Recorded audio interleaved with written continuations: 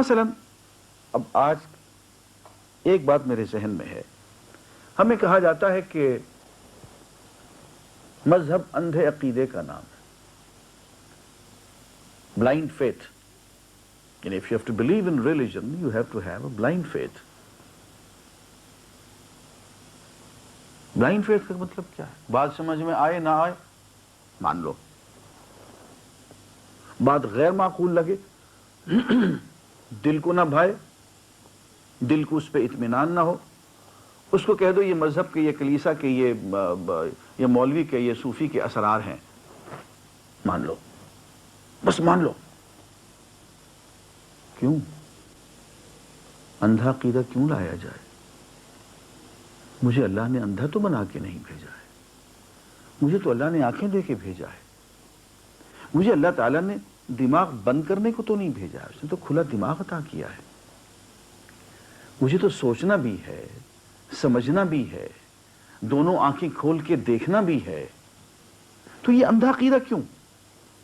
اور پھر یوں کہا جاتا ہے کہ دیکھو میاں یہ سائنس ہے، یہ فلسفہ ہے، یہ معقولات ہیں، عقلیات ہیں، یہ ریشنل اپروچ ہے، اس کو یہاں رہنے دو. ہاں یہ مذہب ہے، یہ اخلاقیات ہے، یہ ریلیجن ہے، یہ ڈوگماز ہیں، اندھے عقیدے ہیں. There you have to be dogmatic. You have to be bigoted. بس مانتے چلے جانا ہے، اور بات معقول ہو یا نہ ہو بس چپکے سے مان لینا ہے. سائنس سے ٹکرا رہی ہے، فلسفے سے ٹکرا رہی ہے، عقل سے ٹکرا رہی ہے، واقعات دنیا سے ٹکرا رہی ہے، جو کچھ آنکھوں سے دیکھ رہے ہیں اس سے ٹکرا رہی ہے، لیکن نہیں، اپنے مشاہدے، اپنے تجربے، اپنے عقل، اپنی سائنس، اپنے علم، ہر چیز کو ایک طرف پھینک کے بس اندھے عقیدے کے طور پہ مذہب کو مان لینا. عزیزان گرامی، یہ اندھے عقیدے کی بیماری کب سے شروع ہوئی اور کب سے ایسا ہوا کہ مذہب جو ہے وہ سائنس کا، علم کا، فلسفے کا، ریشنلزم کا مد مقابل بن گیا، جانی دشمن ٹھہرا، اور اس دن سے آج تک ایسے ہی چلا آ رہا. اس کی ایک تاریخ ہے، اور افسوس کی بات یہ ہے کہ یہ تاریخ رینیسانس کی تاریخ ہے، تحریک احیاء علوم کی تاریخ ہے. یورپ جب دور ظلمات میں تھا، جس کو وہ خود ڈارک ایجز کہتے ہیں. ڈارک ایجز کیوں کہتے ہیں؟ تو جاہلیت کا زمانہ تھا، جہالت تھی، علم نہیں تھا. ہاں یہاں ایک بات اور کہہ دوں، جملہ معترضہ ہوگا کہ اسلام کا اصل مد مقابل جو ہے وہ کفر نہیں ہے. اسلام کا مد مقابل جہالت ہے. جہالت ایک نظری چیز ہے، لیکن اسی جہالت کو جب عملی زندگی میں اپلائی کر دیا جائے تو اس کو جاہلیت کہتے ہیں. تو اسلام جس چیز کا سب سے بڑا دشمن ہے، جس کا مد مقابل ہے اور جس کا ازالہ کرتا ہے، وہ جاہلیت ہے، وہ دور ظلمات ہے. یہی وجہ ہے کہ حضور اکرم صلی اللہ علیہ وسلم کی بعثت سے پہلے کے دور کو دور کفر نہیں کہا جاتا، دور جاہلیت کہا جاتا ہے. عہد کفر نہیں، عہد جاہلیت کہا جاتا ہے، کہ اسلام نے، حضور اکرم صلی اللہ علیہ وسلم نے آ کے جس چیز کو ختم کیا ہے وہ جاہلیت ہے، جہالت ہے. یورپ کا دور جو ہے 15ویں 16ویں صدی عیسوی کا، یہ دور ظلمات ہے، یہ دور جاہلیت ہے. اس دور میں ایک علم کی شعاع، بہت تیز شعاع، اسپین اور اندلس کے راستے سے یورپ میں آنا شروع ہوئی. فرانس، برطانیہ، پھر جرمنی، پھر اور آگے کو اسکینڈینیوین کنٹریز. یوں اسپین اس زمانے میں انتہائی ترقی یافتہ ملک تھا، سائنسی دنیا میں بہت آگے تھا. تو سائنسی علوم اسپین کے راستے مسلمانوں کے راستے سے اس دور کے یورپ میں، جو دور ظلمات میں، اندھیروں کے دور میں، جاہلیت کے دور میں پھنسا ہوا تھا، آنا شروع ہوئے. فوری طور پہ ایک رد عمل ہوا کہ اس دور کا مذہب جو کہ یورپ میں نافذ تھا، اور وہ اکیلا مذہب ہی نہیں تھا بلکہ وہ اس دور کی سیاست میں اور حکومت میں بھی شریک تھا۔ اس دور میں یورپ کی اکثر حکومتیں تھیوکریسیز تھیں کہ بادشاہ کے ساتھ ساتھ مذہب کا جو سربراہ ہوتا تھا وہ بھی حکومت میں اور اختیارات میں شریک ہوتا تھا۔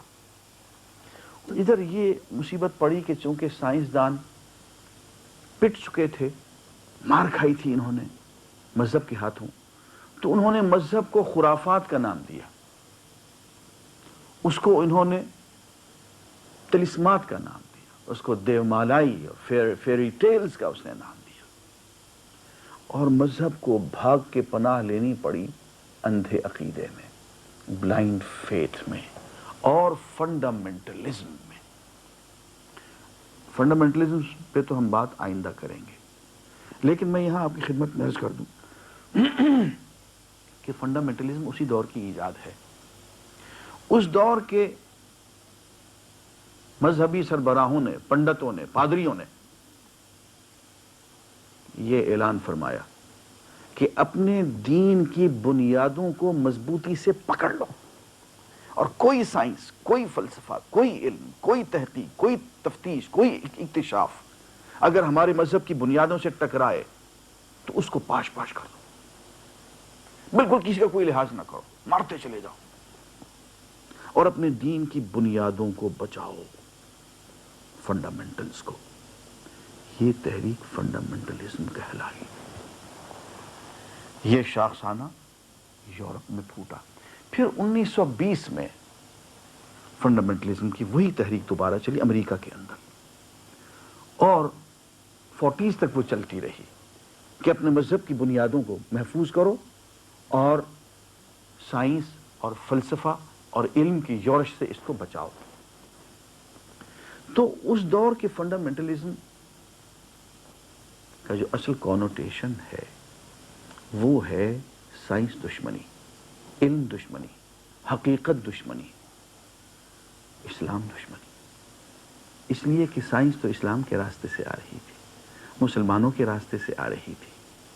تو فنڈامنٹلزم اس دور میں 300 سال تک سائنسدانوں کو ذبح کرتا رہا، علماء کو قتل کرتا رہا، ان کے گھر جلاتا رہا۔ یہی بنیاد پرست تھیوکریٹس، جن کا کہ حکومت میں ایک ہاتھ تھا اور بادشاہ کے ساتھ ان کی ملی بھگت تھی، انہوں نے علم کو، سائنس کو 300 سال تک انتہائی سخت سزائیں دیں، اور یہ ایک اسکول آف تھاٹ اس زمانے میں ابھرا۔ عزیزان گرامی، آپ کی خدمت میں ایک اہم بات عرض کروں کہ اسلام کی تاریخ میں، 1400 سالہ تاریخ میں کوئی گیلیلیو موجود نہیں ہے۔ آپ ایک سائنسدان ایسا نہیں گنوا سکتے جس کو کسی بھی مسلمان حکومت نے سزائے موت دی ہو اس کی کسی سائنسی تحقیق کی بنیاد پر۔ بلکہ اس کے برعکس آپ کو ایک عجیب و غریب چیز نظر آئے گی کہ ہمارے ہاں جتنے بڑے بڑے علماء ہیں وہ سائنسدان ہیں۔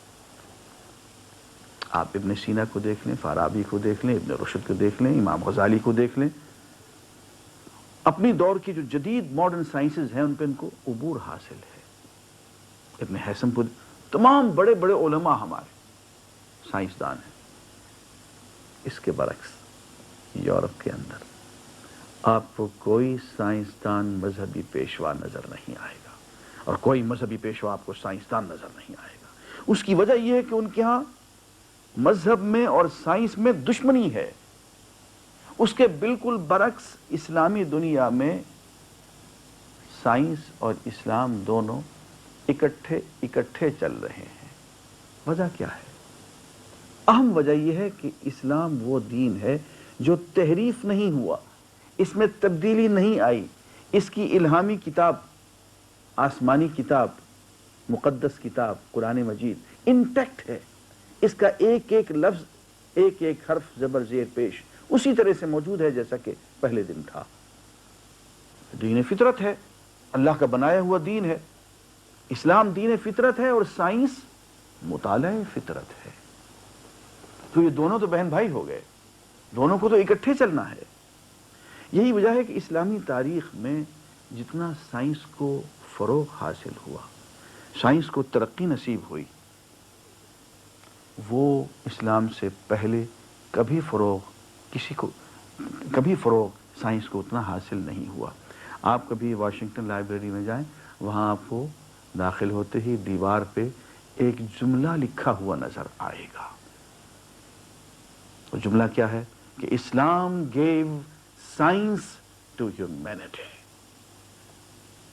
اسلام گیو سائنس ٹو ہیومینٹی، کہ اسلام نے انسانیت کو سائنس عطا فرمائی ہے.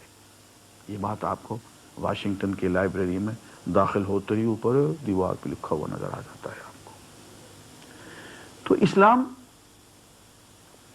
سائنٹیفک ریلیجن ہے، یہ ضابطۂ حیات ہے، پوری زندگی کو انکمپاس کرتا ہے. عزیزان گرامی، علم غیر مربوط بکھری ہوئی معلومات کا نام نہیں ہوتا،